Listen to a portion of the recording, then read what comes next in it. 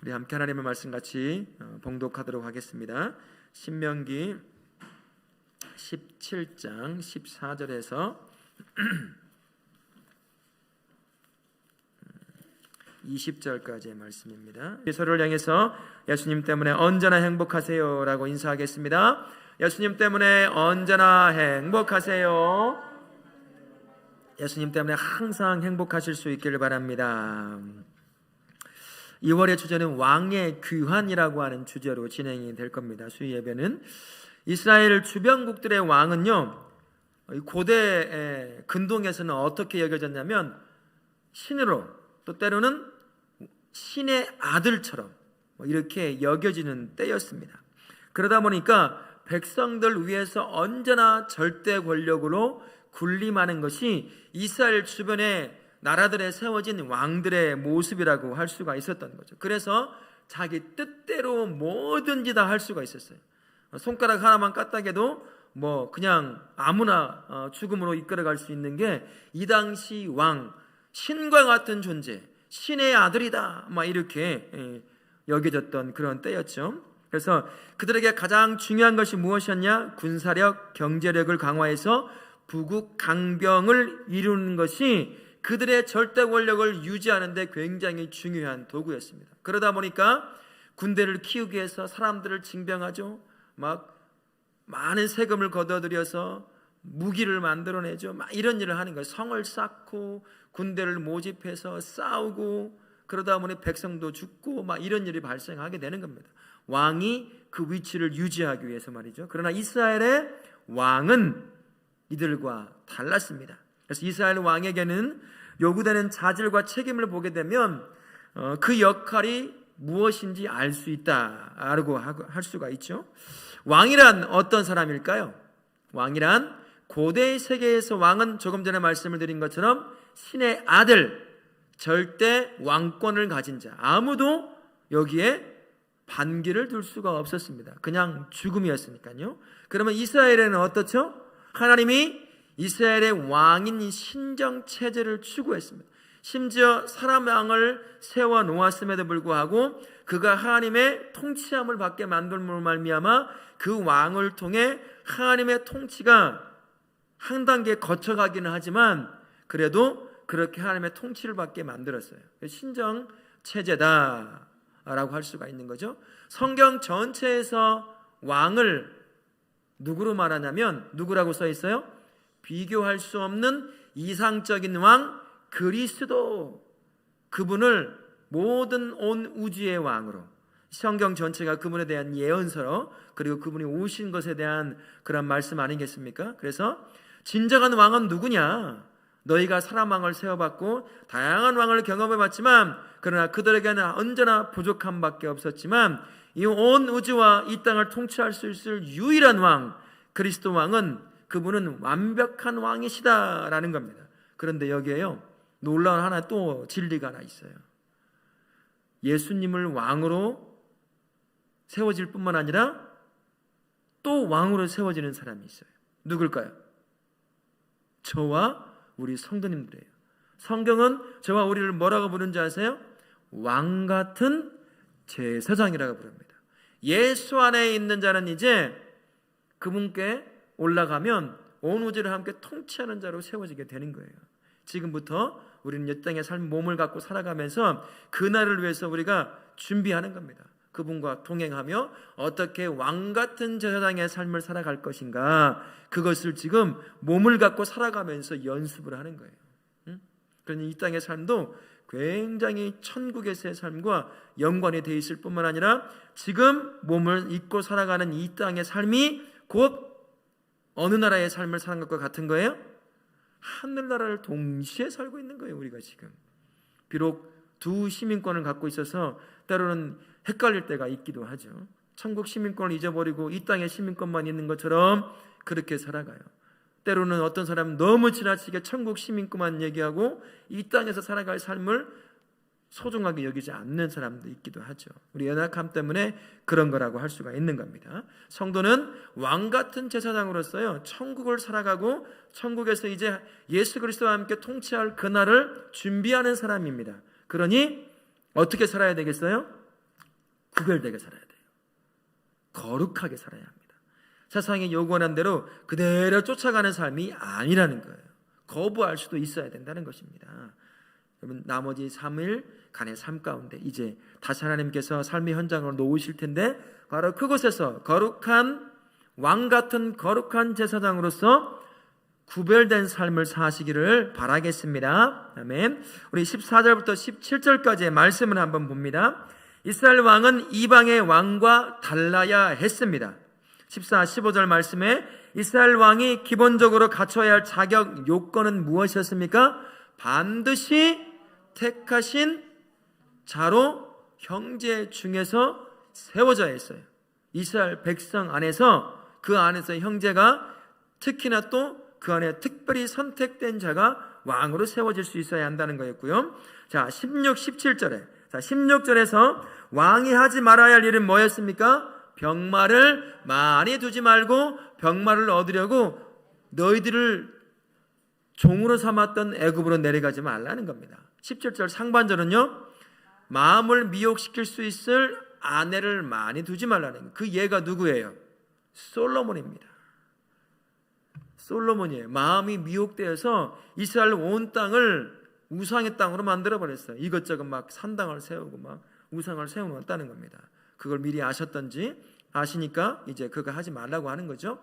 자, 17절 하반절 말씀은요, 자기를 위하여 은금을 많이 쌓지 말라. 이게 무슨 말이냐면요, 이 안에 욕심을 쫓아 왕을 살아가면 안 된다는 겁니다. 특별한 존재니까요. 네 안에 있는 욕심 쫓아가지 말라라는 겁니다. 성도는 하나님의 선택된 백성이기 때문에요, 세상이 좋다고 하는 것, 옳다고 말하는 것, 그것을 무작정 쫓아가면 안 된다라는 겁니다. 왕이 구별되어 세워져야 했던 것처럼 성도도 구별됨으로 세워질 수 있어야 돼요. 우리는 왕 같은 제사장입니다.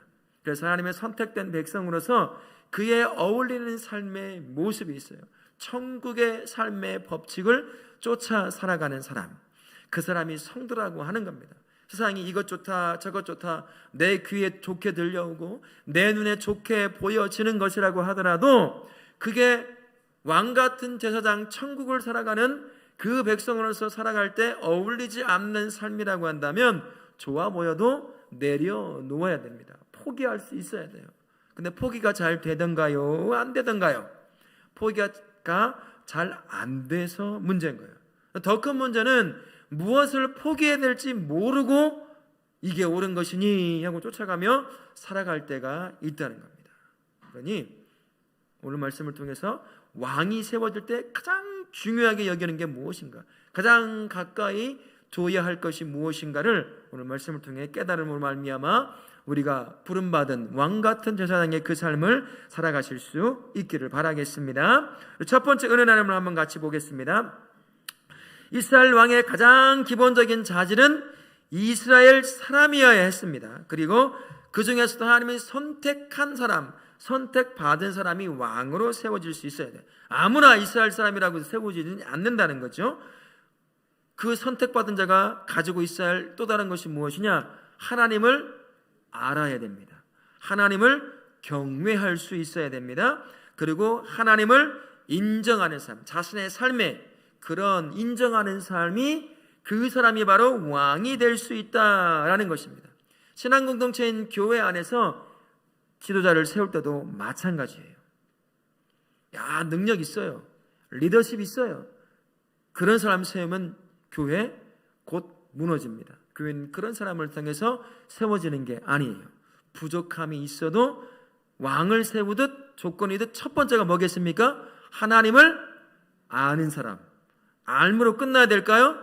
두 번째는요, 그 알고 있는 하나님을 경외. 경외가 뭐예요? 두렵고 떨림으로 섬기는 거예요. 하나님 무서운 줄을 알아야 한다는 것입니다. 하나님 무서운 줄을 아는 사람. 그리고 나서요, 말씀과 권위에 순종하는 사람, 즉 하나님을 인정하는 사람, 그 사람이 왕으로 세워지듯이 교회 안에 지도자, 목사가 그렇게 세워져야 되고 장로와 권사와 집사가 어떤 한 섬김의 팀의 리더가 그런 사람이 세워져야 돼요. 우리가 부족하지만 때로는 실패할 수가 있어요. 넘어질 수도 있어요. 그러나 근본적으로 그가 하나님을 어떻게 바라보고 있느냐, 그것을 보고 그 자리에 리더를 세워놓는 겁니다. 야, 잘하네, 능력 있네, 가졌네, 뭘 하네, 그거 가지고 하면 교회는 반드시 무너지게 되어 있어요. 그것도 좋지만 가장 먼저 앞서서 하나님을 알고 경외하고 인정하는 삶을 사는 사람이냐, 그 사람이 우선이 되어야 된다라는 것입니다. 우리 하나님은 자신의 백성을 직접 통치하고 싶어 하십니다. 원래 그렇게 해오셨어요. 직접 다른 왕 필요 없이 자신이 왕이 되어 완벽한 나라, 그 땅을 이루어가기 위해서 직접 통치하고 싶어 하셔요. 근데 이스라엘 사람들이 가나안 땅에 들어가 보니까 가서 본 게 있죠. 누굴 봤겠어요? 가나안의 7족 속에 세워진 왕들을 본 거예요. 근데 멋있어 보였나 봐요. 이 왕을 세우는 것이 왕관수가 번쩍번쩍하고 막 군대가 만들어지고 막 뭐 이러니까 자기들 나름에는 좋게 보였던 것 같아요. 아니면 그렇게 세워지면 이 땅이 다시 한번 우리가 뭐 애굽의 노예가 된다거나 그러지 않고 스스로를 지킬 수 있겠구나라는 마음이 들었던 것 같아요. 그래서 왕을 세우고 싶어 했던 겁니다. 나중에 지나가서. 근데 그게 순수한 마음이 아니라 하나님께서 뭐라고 말씀하시냐면 그 마음이 악해서라고 그랬어요. 모세, 너를 버림이 아니야. 내가 왕이 되어 이 민족을 통치하는 것을 이 사람들이 싫어해. 내가 통치하면, 하나님은 완벽한 분이시잖아요. 그러니 이걸 못 참는 거죠. 이런 것이었어요. 네 마음이 악함으로, 네 백성이 악함으로 왕을 세워서 통치받고 싶어 하는 것이었습니다. 하나님을 떠나고 싶은 거예요. 빛 대신 그분 앞에 서면 언제나 나의 더러움이, 추잡함이 드러나니까 도망치고 싶은 것과 똑같은 것이죠.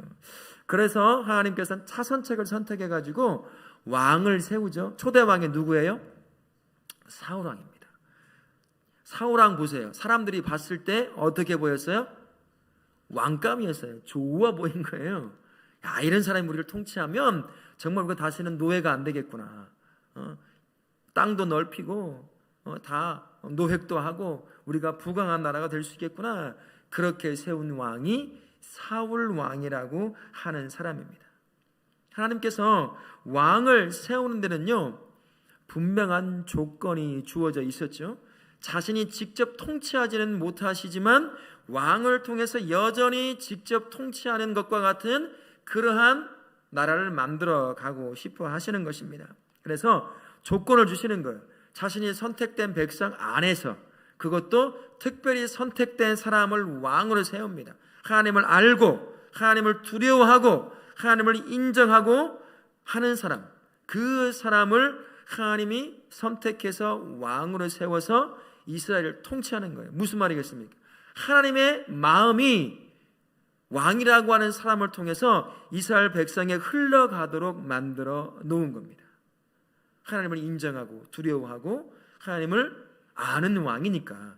그러니 그의 입에서, 그의 통치의 방법에서 하나님께서 원하시는 방법으로 통치가 이루어지게 한다라는 것입니다. 교회 지도자를 세울 때도 똑같습니다. 하나님을 아는 사람을 세워야 되고요, 하나님을 경외하는 사람을 세워야 됩니다. 하나님의 말씀에 순종하고 그 말씀이 주는 권위 앞에 순종할 수 있는 사람, 그런 사람을 교회에 어떤 시기든, 교사든 뭐 집사든 목사든 장로든 권사든 그런 사람을 세울 수 있어야 돼요. 하나님을 알지도 못하고 경외하지도 못해요. 두려워하지도 못해요. 하나님의 말씀도 알지도 못해요. 그 말씀의 권위 앞에 순종하려고 하지도 않아요. 그런 사람을, 리더십은 정말 좋아요. 능력도 많아, 은사도 많아. 어떤 공동체를 세워갈까요? 예수님의 몸된 교회로서의 공동체를 세우는 것이 아니라 어떤 공동체를 세울까요? 사람의 공동체, 사람이 주인된 곳, 그런 곳을 세워요. 교회 말고 그런 곳 많아요. 모든 단체가 사람이 주인이 아니겠습니까? 교회는 그렇지 않다는 겁니다. 하나님을 인정하고 두려워하고 하나님의 말씀과 그 말씀의 권위 앞에 순종하고 무릎 꿇고 스스로를 내려놓을 수 있는 사람이 직분자로, 목사로, 선교사로, 전도사로, 권사로, 장로로, 집사로 세워질 수 있어야 한다라는 것입니다. 그래서 함부로 세우면 정말 교회가 어려움을 많이 당합니다. 야, 저 사람 세우면 잘할 수 있겠다. 그거 하나는 잘할 수 있어요. 그러나 그것 때문에 교회가 시끄러워집니다. 혼란스러워지기도 한다는 거예요. 그래서 사람을 세울 때는 하나님을 알고 경외하고 말씀 앞에 순종할 수 있는 사람, 그 사람을 세워야 될 줄로 믿습니다. 그리고 내가 직분자로 지금 세워져 있는데 나는 그러고 있는지 스스로 점검할 수도 있어야 한다는 거죠. 물론 우리는 부족합니다. 어떻게 성경이 얘기하는 완벽한 사람을 세울 수가 있겠어요? 부족하지만 그렇게 살려고 몸부림치는 사람, 그런 사람을 세워야 한다는 것입니다. 저와 우리 모든 다울학교의 성도님들이 그렇게 하나님을 알고 경외하고 말씀과 그 권위 앞에 순종하는 그런 복된 직분자요, 섬김의 사람이 되실 수 있기를 바라겠습니다. 아멘. 두 번째 은혜 나눔을 한번 같이 보시면요, 이렇게 돼 있죠.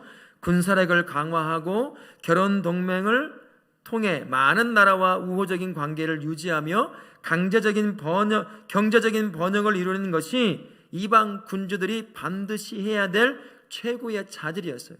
잘 먹고 잘 살게만 만들어주면 그는 최고의 왕이었습니다. 이것 지금도 다를까요? 틀릴까요? 지금도 똑같아요. 못하면 어때요? 자기가 투표해서 뽑아놓고서는 그 대통령을 막 욕하잖아요. 무능하다고. 에? 자기가 뽑아놓고서는 왜 무능하다고 손가락질하고 있는지 모르겠어요. 그러면 안 되죠. 지금도 똑같아요. 과거의 왕이나 지금의 왕도 한 나라를 잘 먹고 잘 살게만 해주면 말 안 해요. 그죠? 말 안 해요. 근데 아무리 왕이 좋아, 대통령이 좋아도 잘 먹고 잘 못 살게 만들어주면 난리가 납니다. 폭동이 일어나는 거예요. 폭동이. 그래서 가난한 나라들이 그런 일로 폭동이 많이 일어나잖아요. 범죄율이 굉장히 높고 그러는 것입니다. 이방의 왕들은 그것을 최고의 자질로 여겼습니다만 이스라엘의 하나님이 세우실 왕은 그것이 최고의 자질이 아니었어요. 하나님을 철저히 인정하고 순종하고 그 앞에 경외함으로 하나님을 섬기는 왕에게 하나님께서 주시는 복이었습니다. 그거는 왕이 쟁취해야 될 일이 아니었다라는 것이에요. 그래서 이방의 왕과 하나님이 세우실 이스라엘의 왕은 근본적으로 조금 다르다라고 할 수가 있습니다. 하나님이 세운 왕과 백성은 언제나 특별한 목적을 가지고 있습니다. 그죠? 어떤 목적이 있을까요? 하나님이 직접 통치하지 않고 왕을 세웠다 하더라도 하나님이 세운 왕을 통해서 그리고 백성들을 통해서 하나님이 보여주고 싶은 것이 있어요. 왕을 세우지 않을 때도 하나님이 왕이 되어 이스라엘 백성을 통치하셨잖아요.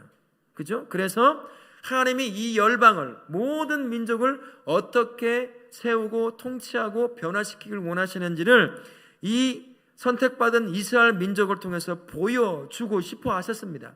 그 마음이 무언지를 알게 만들어주고 싶어 하셨다는 거예요.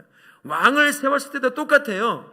그 왕을 통해서 그 왕이 하나님의 마음, 하나님께서 이 열방을 향하여 무슨 계획을 갖고 있는지를 이 작은 나라 이스라엘 백성을 통치하는 삶의 모습을 통해서 세상에 보여주고 싶어 하신 것입니다. 아무리 왕을 세웠다고 하더라도 그 목적은 똑같은 거예요. 하나님의 통치함에 두려고 하는 이유는 똑같다라는 것입니다. 그래서 하나님의 의에 세워진 왕과 그의 나라는 세상의 왕과 그의 나라들과는, 다른 나라들과는 구별된 삶을 살 수 있어야 한다라는 것입니다. 하나님의 백성을 하나님이 세우시고 유지하시기에 세상이 제시하는 방법으로 세워지고 먹고 사는 민족이 아니다는 거예요. 이것을 이스라엘 백성은 어디에서 경험했을까요? 가나안 땅에 들어가기 전 40년의 삶이 있었죠. 어디 삶이었어요? 광야, 사막의 삶이었어요. 이들이 자신의 방식으로 40년이라고 하는 광야 생활을 살았을까요? 절대 그렇지 않습니다. 아무것도 없잖아요. 광야라고 하는 곳, 사막이라고 하는 곳, 물도 쉴 것도 없어요. 그늘도 없는 곳이 그런 곳이에요. 그런 곳에서 40년이라고 하는 시간을 이스라엘 백성이 살아냈습니다. 하나님이 함께하니까 살아낼 수가 있었어요. 하나님의 방식으로 하나님께서 원하시는 계획을 쫓아 그 민족을 40년이라고 하는 광야 생활을 옷도 신발도 닳지 않도록 그렇게 그 민족을 이끌어 오셨어요. 통치해 오셨다는 겁니다. 그 민족을 그렇게 통치하시겠다는 거예요. 네가 비록 인간 왕을 세워서 그를 통해 통치를 받는다 하더라도 내가 그 왕을 통해 그렇게 내가 원하는 방식으로 이스라엘 민족을 통치하겠다. 이런 의미가 왕을 세우는 조건에 다 담겨져 있는 겁니다. 우리도 마찬가지입니다. 예수님을 통해서 우리를 왕 같은 뭐라고 세우셨죠? 왕 같은 제사장으로 성도를 세우셨습니다. 그래서요, 우리를 통해 세상으로 하여금 깨닫게 만들고 싶으신 것이 있어요. 하나님의 통치함을 받고 살아가는 성도가 그 삶이 무엇인지 우리를 통해 안 믿는 사람들이 귀로 듣고 눈으로 보고 함께 살면서 삶으로 경험하게 만들고 싶으신 겁니다. 근데 세상의 법칙을 그대로 성도가 왕같은 제사장인 성도가 살아간다고 생각해 보세요. 우리를 통해 하나님이 보여지겠어요? 안 보여지겠어요? 보여지지 않습니다. 우리를 통해 하나님이 들려져야 될 텐데 들려지지 않는 거예요. 그러면 안 된다는 것입니다. 우리를 왕같은 제사장으로 불렀다고 한다면 우리의 삶을 인도하시는 하나님의 인도함에 내가 마음에 들지 않아도 순종함으로 쫓아가야 돼요. 너 이 길로 가야 돼. 세상이 이 길로 가면 좋다고 말하지만 그 길은 네가 갈 길이 아니야. 아까워도 포기해. 내가 가고 너를 가게 하고 싶은 길은 이 길이거든. 그럼 쫓아가는 거예요. 세상 사람 처음에는 손가락질 하겠죠. 저 바보를 봤나. 절로 가면 성공 못하는데 왜 절로 갈까? 절로 가면 당연히 성공을 못하죠. 성도가 절로 가면 되겠어요? 교회로 가야지. 그러니까 절로 가니까 망하는 거야. 그러면 안 된다는 겁니다. 성도는 하나님이 인도하시는 그 방향에 내가 살아왔던 삶의 경험, 세상에 제시해주는 삶의 길과 어울리지 않아 마음에 안 들어요. 누가 목사 길 가고 싶겠어요? 누가 선교사 하고 싶겠습니까? 이번에도 교사교육 갔다 왔거든요. 많은 목사님, 선배 목사님들과 얘기를 해보면 이제 목사를 안 하려고 해요. 없어요, 사람이. 너무 힘드니까. 사람들의 치이고 관계가 여러 가지 수많은 문제 앞에 짓눌려 살아요. 몇 년 하다가 포기하고 그냥 직장 생활을 한다는 거예요. 죄송한 말이지만요, 자살도 해요. 뉴스에 안 나올 뿐입니다. 은근히 많다는 거예요. 너무 힘드니까. 이 관계라고 하는 게 견딜 수 없을 만큼 힘들 때가 많거든요. 그래서 안 가요. 누가 이 길 가겠어요? 누가 하겠냐고. 다 포기하고 의사 포기하고 의료 선교한다고 아프리카 가가지고 남들 하는 거 누리는 거 다 안 누리고 어떤 바보가 그렇게 살겠습니까? 근데 누가 가라고 하니까 가는 거예요? 하나님이 가라고 하니까 세상이 그리고 내 안에서 올라오는 욕심이 이 길로 가라고 하는데도 그 길을 쫓아가는 거예요. 하나님이 가라고 하니까 말이죠. 그게 하나님께서 세우신 왕같은 제사장의 구별된 삶입니다. 특별한 능력이 있어서 그런 게 아니죠. 하나님을 알고 그분을 경외하고 그분의 말씀에 순종하려고 실패하지만 몸부림치는 인생들이 살아가는 것. 그런 사람을 통해서요, 또 다른 인생이 주 앞에 세워지는 놀라운 역사들이 일어나는 것을 보게 됩니다. 우리 성도님들, 왕같은 제사장인 것을 기억하십시오. 내 마음에 안 들 때가 많잖아요. 솔직히 하나님이 원하시는 길 마음에 안 드는 거 참 많잖아요.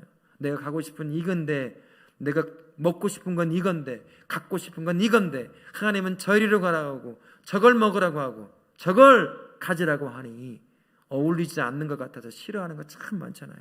그러나 그게 왕같은 제사장으로 부름받은 성도의 삶이라는, 구별된 삶이라는 것을 기억하시고 그렇게 그 왕같은 삶에 구별된 삶을 사시는 저와 우리 모든 성도님들 되시기를 예수님의 이름으로 부탁을 드리겠습니다. 아멘. 큰 두 번째 말씀 18절부터 20절까지 말씀입니다. 이스라엘 왕이 힘써 할 일이 있었지요. 18, 19절 뭐라고 되어 있습니까? 이스라엘 왕이 평생 해야 할 일이 있었습니다.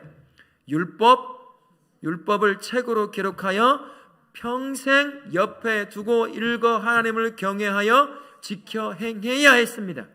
네 권력을 누리고 왕이 주는 그 권위를 누리라고 하지 않았어요. 말씀 가장 가까이 두라 얘기합니다. 20절 말씀엔 이렇게 되죠. 왕이 율법을 가까이 할 때 얻는 유익이 있었습니다. 어떤 유익일까요? 교만하지 않고 자로나 우로나 치우치지 않게 되어 자손이 왕 위에 장구이 있게 된다. 왕이 그 후손이 또 다른 왕으로 세워진다는 거죠. 복받는다는 겁니다. 말씀에서 벗어나지 않는 왕으로 세워진다는 말이죠. 하나님은 말씀을 통해서 성도의 삶을 통치하고 싶어 하십니다. 이끌어가고 싶어 하시고 하나님의 백성인, 선택받은 백성인 왕 같은 제사장으로 그 말씀을 순종함으로 말미암아 세워가기를 원하시는 분, 그분이 우리 하나님이시다라는 것입니다. 성도는요, 종교적 체험으로 세워지는 게 아니에요. 성도는 어떤 것으로 세워지게 될까요? 하나님의 말씀으로 세워지게 됩니다. 그래서 세상 사람들이 때로는 기독교를 뭐라고 부르냐면 말씀의 종교다라고 부릅니다. 말씀의 종교다 이렇게 불러요. 말씀이 가장 앞서야 됩니다. 그 말씀이 나로 하여금 왕같은 제사장으로 세워낼 줄로 믿습니다. 그 말씀을 항상 붙잡고 있기를 바라겠습니다. 18절부터 20절까지의 은혜 나눔을 한번 같이 보시면 이스라엘 왕이 가장 힘써야 할 일은 말씀을 가까이 하며 배우고 실천하는 것이었습니다. 한마디로 왕은 말씀의 통치를 받아야 했다는 겁니다. 이 안에서 올라오는 죄된 습성에, 죄된 그 욕망에 사로잡히지 않고 말씀에 사로잡혀야 했다라는 것입니다. 훌륭한 지도자가 되고 올바른 지도력을 발휘하는데도 하나님의 말씀에 지배함을 받아야 돼요. 저도 마찬가지고 여기 세워진 모든 성도님 한 분 한 분도 마찬가지입니다. 그 말씀에 지배함 안 받으면 우리 제대로 된 목사, 장로, 집사, 권사, 성도로 세워질 수가 없다라는 것이죠. 하나님이 세운 왕은 하나님의 마음을 세상에 반영시켜주는 그러한 삶이라고 할 수가 있죠. 하나님의 마음이 어디에 가장 완벽하게 담겨져 있을까요? 갑자기 오늘 기도하다가 경험한 경험에 담겨져 있을까요? 어디에 담겨져 있을까요? 하나님의 마음이 하나님의 말씀 안에 나를 향한, 이 세상을 향한 하나님 아버지의 마음이 다 담겨져 있어요.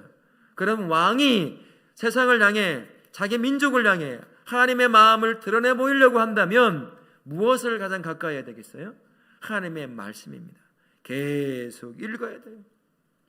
묵상하는 것입니다. 그래서 옆에 두고 그 말씀을 쫓아가라 라고 그렇게 명령하신 것이다 라는 것입니다.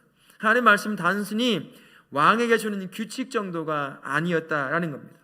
왕을 하나님이 원하시는 왕으로 세우는 통로가 바로 하나님의 말씀이었습니다. 히브리서 4장 12절 말씀 여러분 잘 아시죠? 우리 같이 한번 읽어볼까요? 시작. 하나님의 말씀은 살아있고 활력이 있어 좌우에 날선 어떤 검보다도 혼과 영과 및 관절과 골수를 찔러 쪼개기까지 하며 또 마음의 생각과 뜻을 판단하니 라고 말씀합니다. 우리는 죄된 습성 갖고 있어요. 이거 내가 나 죄 쫓지 말아야지 라고 다짐한다고 해서 이 안에서 올라오는 거 물리칠 수 있는 분 계셔요? 저는 안 되더라고요. 하나님의 말씀 앞에 나를 딱 세우면 내 안에 내가 놓쳤던 나의 은큼함과 나의 더러움과 나의 죄됨을 발견하고 내려놓는 그런 일이 발생하지, 내가 다짐한다고 내 안에서 올라오고 밖에서 하는 유혹들을 이겨내고 왕같은 제사장의 삶을 살지는 못하겠다라는 것입니다. 하나님의 말씀이 우리 안에 채워져야 한다라는 것입니다. 그래야 그 말씀이 내 안에서 올라오는 죄성을 짓누르죠. 그리고 그 죄성을 계속 자극하여 발현시키는 세상의 유혹에서 당당하게 이겨나갈 줄로 믿습니다. 그러니 하나님의 말씀 여러분이 가장 가까이 해야 돼요. 계속 거울처럼 나를 비춰봐야 됩니다. 내가 말씀 앞에 죄인임을 발견하면요, 남들 쉽게 속된 말로 뒷담화 못 가요. 니나 잘하지.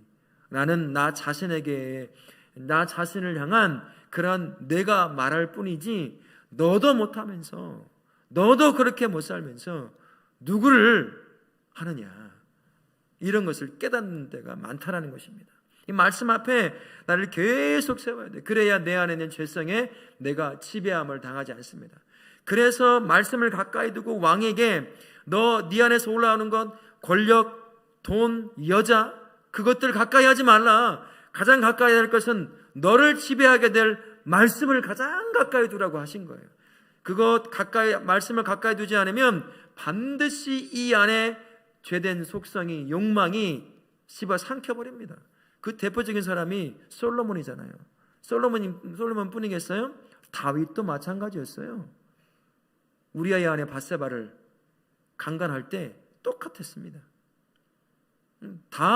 누구든 마찬가지예요. 아무리 다윗이라고 하더라도 말씀으로 자신을 다스리지 않으면 언제든 죄 가운데 무너지는 것이 바로 저와 우리라는 사실을 기억하실 수 있기를 바랍니다. 그래서 하나님의 말씀을 읽어야 됩니다. 묵상해야 됩니다. 근데 여기서 멈추면 안 돼요. 하나님의 말씀을 순종하는 단계까지 나아가야 됩니다. 근데 여러분, 순종이 쉬울까요? 어려울까요? 순종이 쉬워요? 어려워요? 어렵죠. 그래서 성령 하나님이 지혜를 주셔야 되고 성령 하나님이 능력이 되어줘야 돼요. 알아도 그 말씀을 순종 안 해요. 왜요? 할 능력이 없어요. 내가 또 다른 거 하고 싶거든요. 이것을 짓누르고 비록 손해를 보더라도 하나님이 원하시는 그 말씀을 순종하는 것을 선택 딱 하고 붙잡고 가야 되는데 그게 안 돼서 우리가 실패하는 거 아닙니까? 몰라서 실패하는 것도 많지만 알면서도 말씀에 순종하지 않는 경우가 얼마나 많이 있어요. 그렇잖아요. 들어놓았어요. 방금 들었어요. 사랑하라, 용서하라. 나가면서 욕하고 나가. 그렇죠? 그게 우리잖아요. 이게 우리예요. 그래서 성령의 능력, 성령의 지혜가 필요합니다. 하나님이 원하시는 게 뭔지, 말씀이 무엇을 말하는지를 지혜가 있어야 알아야 되고 선택할 수 있는 이 소나기를 잡을 수 있는 능력이 있어야 되는데 내 능력으로 안 되니까 성령님 지혜가 되어주시고 능력이 되어주세요 라고 기도할 수밖에 없는 겁니다. 그래서 우리 성도님들 이 한 주간 나를 왕같은 제사장으로 걸 세우셨잖아요. 내가 그 삶을 사는 것이 우리의 운명이에요. 나 그거 못 살겠어. 아무리 손사래를 치고 나 안 살아요라고 해도 예수 믿는다고 하면 그 삶은 저와 우리가 걸어가야 될 너무나 당연한 삶입니다. 매 맞고 가기 전에 그냥 안 되지만 가는 거예요. 근데 가장 가까이 두어야 될 게 뭐라고요? 하나님의 말씀입니다. 여러분, 하나님의 말씀이에요. 가장 가까이 두고 그 말씀이 나를 이끌어 가도록, 그 말씀이 나를 왕같은 제사장으로 세워가도록 한번 해보십시다. 우리가 올 한해 기도, 정말 기도의 기초를 놓아야 되지만 정말 그 다음에 똑같은 기초를 놓아야 될 게 말씀 앞에 사로잡히는 거예요. 새벽 기도에서 말씀 같이 나누고 맥체인 성경표를 통해서 말씀을 읽고 순종하려고 한번 몸부림쳐보고, 그래서 나 말씀을 쫓아보니 이렇게 손해봤어요. 참 아깝고 힘들었는데 하나님이 기뻐하시는 것 같아 난 너무 좋았어요. 이런 고백들이 우리 안에서 많이 나올 수 있기를 바랍니다. 그게 바로 왕같은 제사장으로 세워져 가는 길인 줄로 믿습니다. 저와 함께 우리 모든 성도님들은 하나님의 말씀에 사로잡힌 하나님의 말씀의 백성으로 세워지기를 예수님의 이름으로 축원합니다. 아멘.